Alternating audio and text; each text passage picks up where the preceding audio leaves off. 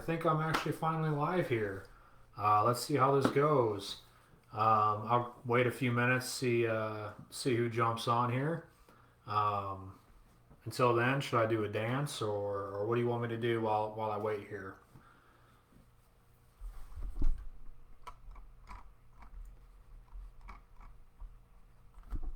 Come on and join me, Facebook family.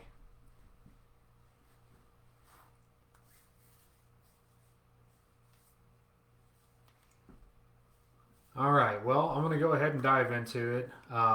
Wait for people to join here. Go ahead and give me a hashtag live if you join on here live, and give me a hashtag replay if you're watching this on a replay. So for those of you who don't know, I'm Jeff, and with Credit Defenders, and I just wanted to share some secrets for getting better credit. I wanted to jump on here and give 5 quick tips for dealing with debt collectors. So, with COVID, everything that's going on in 2020, the great year that has been for a lot of people, there's bound to be a lot more debt collections going on in 2021. Let's face it, $600 every 6 months isn't going to cut it for most people.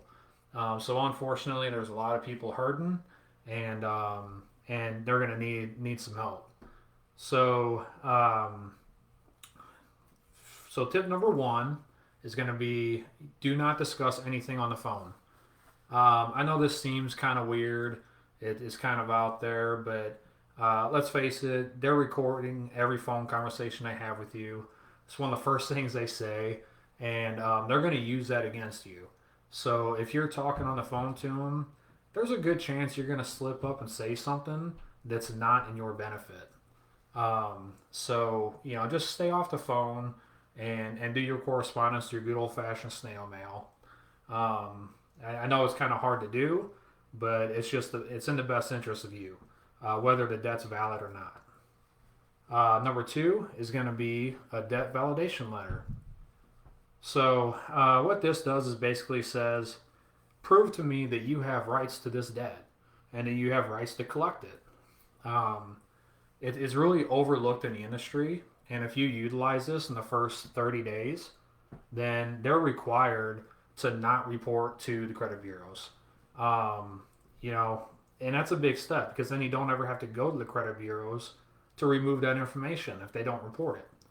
So it doesn't mean they can't in the future. It just means until they investigate. So basically, send that debt validation letter. If you hang around to the end, maybe I'll give you a little bonus and include an example letter for you. So it's important to note that the credit report and the debt are two completely separate things.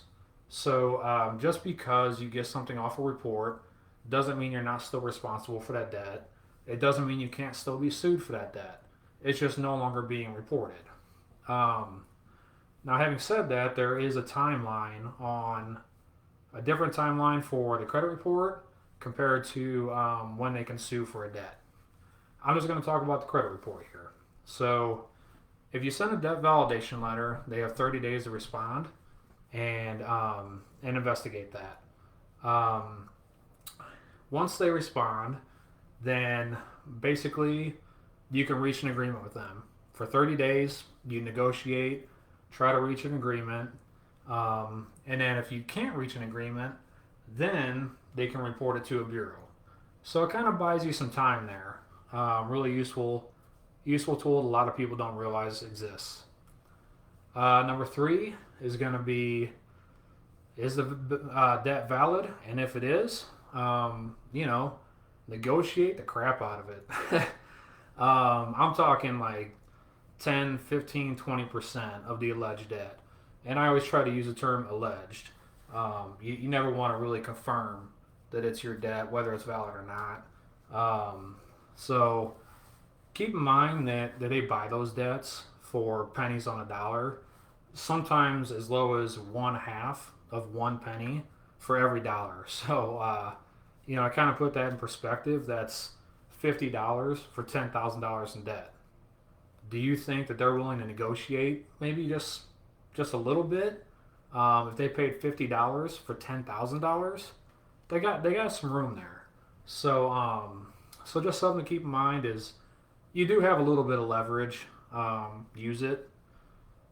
And then tip number 4 is demand a pay for delete. If you do reach an agreement and you want to settle the debt, go ahead and just demand that they delete it off your credit report if you're going to pay it. Again, you have some leverage. They want to get paid. They might push back and say no for a while, but at the end of the day, they're probably going to work with you. They'll probably agree to delete it. Just keep pushing on that because they want their money. Fifth and final tip is verify that the debt collector is even legal. You're probably just going to assume that they can collect the debt. Let's say that the debt is yours. You get a debt collector call. Your first thought is probably just, oh yeah, I owe this money. They're trying to get my money that I owe them. Well, they might not even have rights to it. They might not have properly bought it. They might not be licensed in the state. So make sure that they're licensed to collect and that they have all the information necessary to do that. I do have some of that broken out in a debt validation letter that I can give you, along with a site to where you can search if they're licensed. So I will provide a link to that after this video here. And yeah, let me know if you have any questions. Reach out, email me, message me, whatever. Talk to you later.